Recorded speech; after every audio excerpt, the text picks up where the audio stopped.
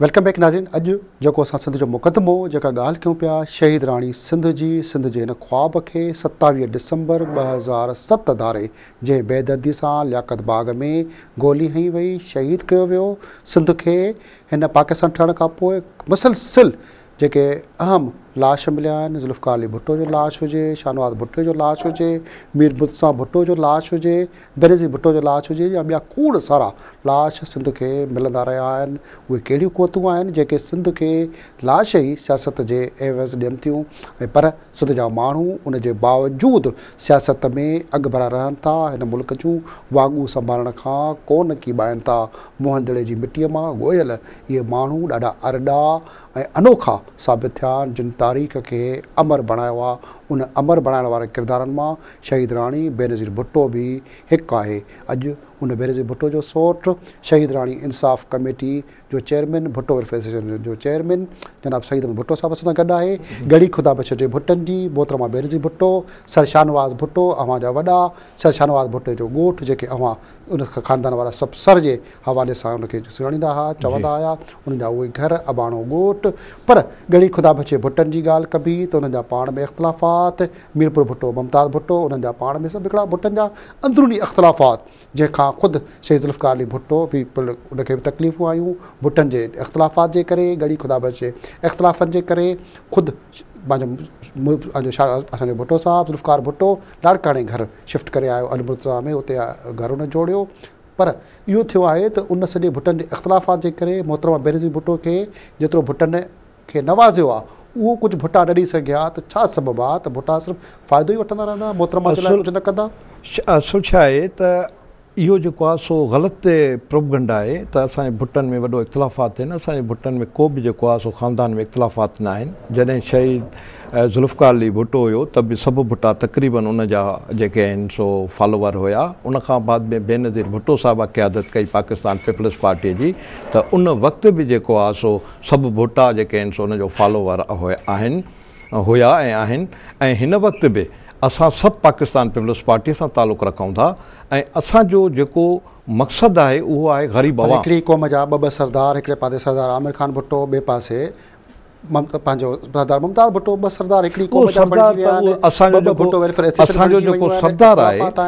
जेको सरदार आहे उहो जेको हुयो सो सरदार वाहिद बख़्श भुट्टो। उन जे क़तल खां पोइ जेको आमिर भुट्टो खे सरदारी पग पाराए वई त सभिनी भुट्टनि खे इकठे न कयो वियो ऐं उन्हनि सिर्फ़ु जेको आहे सो हिकिड़ा चंद माण्हू घुराए उनखे पग पाराए वई। त उन जो रद्दअमल जेको सो मुमताज़ अली भुट्टो खे वधीक जेको आहे सो माण्हू पसंदि कनि पिया, त उन बि जेको आहे सो उनखे बि माण्हुनि जेको आहे भुट्टो बिरादरी ज़ोरी पग पाराए। इहो हिकिड़ो नंढिड़ो इशू आहे, इहो एॾो वॾो पॉलिटिकल इशू न आहे। असुलु मसइलो जेको आहे भुट्टनि जो त भुट्टा असां हिकु प्लेटफॉर्म ते आहियूं। अॼु बि असां मीटिंग ॻाल्हि पिया कयो त भुट्टा हिकु प्लेटफॉर्म ते आहियो, भुट्टा वेलफेयर पाकिस्तान जा चेयरमैन बि आहियो, पर जंहिं तरीक़े सां भुट्टनि खे भित सां मौजूदा हुकूमत में हयो वञे थो, सभु पासे ते कुंड ते आहिनि। शायदि भुट्टे खे वफ़ाक़ी वज़ारत ॾिनी वई, पर उहा वफ़ाक़ी वज़ारत यूथ अफेयर जी मिनिस्ट्री, हाणे उहा मिनिस्ट्री बि खसी वई, ख़ाली उहो MNA बचो। आमिर भुट्टे खे ख़ाली वॾे वज़ीर जी सलाहकारी ॾिनी वई, को खातो न, ठलो खातो जा ॿिया टिया जेके आहिनि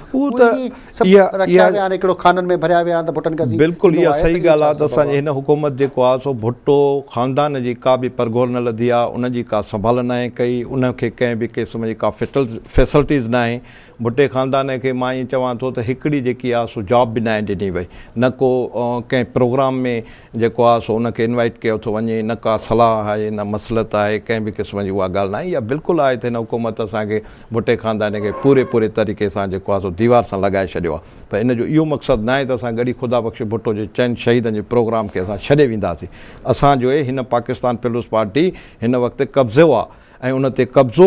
कयो वियो आहे। उहे ॿाहिरियां माण्हू अचे उन्हनि कब्ज़ो कयो आहे। ऐं असुलु जेको पीपल्स पार्टी जो असासो आहे उहो सिर्फ़ु भुट्टो ख़ानदान न, पर उनजो वर्कर, उनजो जेको कारकुन जेको जीए भुट्टो जो नारा हणी पीपल्स पार्टी खे ज़िंदा रखियो आहे, उहे बि सभु दीवार सां लॻल आहिनि। ऐं इहा ई असां जिदोजहद कयूं था। अॻिते लाइ हुकूमत मिली आहे जो जेके तव्हां ॻाल्हि पिया कयो त जेके माण्हू दीवार सां लॻाया विया आहिनि, भित सां लॻाया विया आहिनि, जेके कारकुन बि आहिनि, ख़ुदि गड़ी ख़ुदा बख़्श जा भुट्टा या ॿिया सॼे मुल्क जा भुट्टा या ॿिया जेके मोहतरमा बेनज़ीर भुट्टो सां नज़रियाती जेके तालुक़ रखनि था, उन नज़रिए सां गॾु आहिनि खोड़ सारा माण्हू आहिनि उहे छा अॻिते का मतिलबु नई पार्टी बिल्कुलु असांजी हिकमत अमली आहे असांजो इन मीटिंगूं हलनि थियूं असांजो पहिरियों त इहो ई आहे त शहीद मुहतरमा बेनज़ीर भुट्टो साहिबा जे जेको नाले सां हुकूमत आई आहे त घटि में घटि उन बेनज़ीर भुट्टो साहिबा खे त उहा पार्टी उन जी क़यादत जेकी हिन वक़्तु क़यादत आहे उहा क़यादत उन बेनज़ीर भुट्टो साहिबा खे इंसाफ़ ॾियारे पर जीअं त बेनज़ीर भुट्टो साहिबा खे हिन वक़्तु इंसाफ़ नाहे ॾियारियो वियो ऐं उन सां कंहिं बि क़िस्म जी जेको आहे सो क़ानूनी बि जेके घुरिजूं आहिनि उहे पूरियूं न कयूं वयूं आहिनि उन लाइ असां भुट्टे ख़ानदान खे वॾी ॻणती आहे ऐं असांजी हिन वक़्तु बेगम नुसरत भुट्टो साहिबा खे बि भुट्टे ख़ानदान जे कंहिं बि फ़र्द सां नाहे मिलायो वियो उनजो पोटो जेको आहे सो जूनियर ज़ुल्फ़कार अली भुट्ट उन पंहिंजी ॾाॾीअ खे हिन वक़्तु नाहे ॾिसी सघी फ़ातिमा भुट्टो आहे उन पंहिंजे ॾाॾीअ सां हिन वक़्तु नाहे मिली सघी ऐं असां सभु भुट्टा जेके बि गड़ी ख़ुदा बख़्शिया हुजूं या ॿियो भुट्टो बिरादरी हुजे उहा कॾहिं बि असांखे बेगम साहिब 27 डिसंबर 2010 ते मोहतरमा बेनज़ीर भुट्टो जी शहादत जे 3 सालनि खां पोइ अवां मज़ार ते धरणो हणण वारा आहियो वॾो धरणो हणण पिया वॾो जलसे जो अवां ऐलान कयो आहे उहो ऐलान छा आहे ऐं कीअं धरणो हणंदा हुते असांजो इहो ई आहे उते त असां उते पंहिंजी कुवत जेको आहे सो ॾींदासीं ऐं उन में इहो असांजो मुतालबो हूंदो त मुहतरमा बेनज़ीर भुट्टो साहिबा सां जेकी हिन वक़्त ताईं नाइंसाफ़ी थी आहे उनजो अज़ालो कयो वञे न त अवाम जेको आहे सो हिन वक़्तु तयारु बीठो आहे त उहो रोडनि ऐं रस्तनि ते निकिरी ईंदो ऐं पोइ जेको हिन मुल्क में थींदो आहे ऐं उहो ज़रूरु थिए पियो असांखे ॾिसूं था असां चाहियूं था त हुकूमत पंहिंजे समत में अचे ऐं बेनज़ीर भुट्टो साहिबा सां इंसाफ़ वारियूं जेके घुरिजूं आहिनि उहे पूरियूं कनि पर 3 सालनि ताईं हिन कंहिं बि क़िस्म सां असांजे बेनज़ीर साहिबा जे इंसाफ़ सां हुननि इंसाफ़ी नाहे कयो सिर्फ़ु नाइंसाफ़ी कई आहे ऐं हिन वक़्तु जेके बि हुकूमत जा नाइंसाफ़ी ज़िम्मेवार सम्झो सभई जेके बि हुकूमत में आहिनि A to Z जेके बि आहिनि हिन वक़्तु वॾी ॻाल्हि इहा आहे त बेनज़ीर भुट्टो साहिबा जे जॾहिं हेॾो वॾो असांजे पार्टीअ जी क़यादत चवे थी त मूंखे कातिलनि जी ख़बर आहे ऐं मूंखां को बि न पुछा करे उन खां बाद में मोहतरमा बेनज़ीर भुट्टो साहिबा सां हिन वक़्तु जेकी उहा पोस्टमार्टम बि नाहे करायो पहिरियों जेकी तहक़ीक़ात जी जेकी शुरूआति थींदी आहे उहा बेसिक ई उतो हूंदी आहे त पोस्टमार्टम थिए त उन में इहा ख़बर पए त कहिड़ो वेपन इस्तेमालु थियो ऐं किथे धकु लॻो उहा ई जेको आहे सो हाणे सभु जेको आहिनि अख़बारुनि में आश्कार आहे सॼी पोस्टमार्टम न थियो जेको धकु लॻो कीअं लॻो अवां जे ॻोठ जूं औरतूं ॿियो टियों सभु हुते उनजे गुसल ॾियण खां वेंदे कफ़न ॾियण ताईं सभु अवां जे ॻोठ जूं मां उन में हुयुसि हाणे उहे डॉक्टर त न आहिनि उहे त ईअं ॿुधाईंदियूं आहे मथे में धकु हुयो हेठि धकु हुयो ऐं हीअं उहो त ईअं ई ॿुधाए सघनि थियूं उन नेठ डॉक्टर जो जेको पोस्टमार्टम हूंदो आहे उहो एक्यूट जेकी आहे सो रिपोर्ट ईंदी आहे एक्सरे थींदो आहे उहा हिन वक़्तु ताईं ज़ाहिर न थी सघी आहे उहो डॉक्टरी फॉरेन भॼी हलियो वियो आहे त हुकूमत खे इहो न आहे त उनखे वठी अचे कोर्ट में पेश कजे त बाबा तूं सॼी पंहिंजी पोज़ीशन ॿुधाए उहा ॻाल्हि न थी सघी आहे उनखां बाद में कंहिं बि कोर्ट में जेको आहे सो डायरेक्ट वारिस थी बेनज़ीर भुट्टो साहिबा जी हिन वक़्तु पिटिशन ताईं दाख़िल न थी वई आहे हिकिड़ी गवर्नमेंट जो एजेंसियूं या हिकिड़ो SHO लेवल जो माण्हू फ़रियादी थियो आहे ऐं उन ते जेको आहे सो दहशतगर्दी हिकिड़े कोर्ट में केस थो हले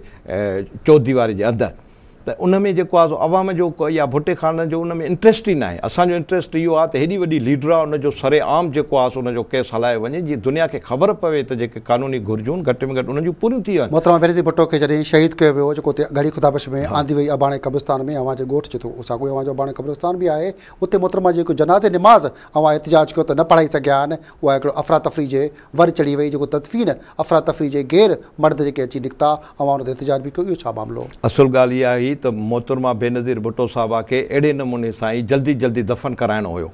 ऐं उन में जेको आहे सो उनजो जेको रस्तो हुयो जेको रूट आहे गड़ी ख़ुदा बख़्श जे मज़ार ते वञण लाइ उन रूट सां त आंदो ई न वियो हिकिड़े वॾे हिकिड़े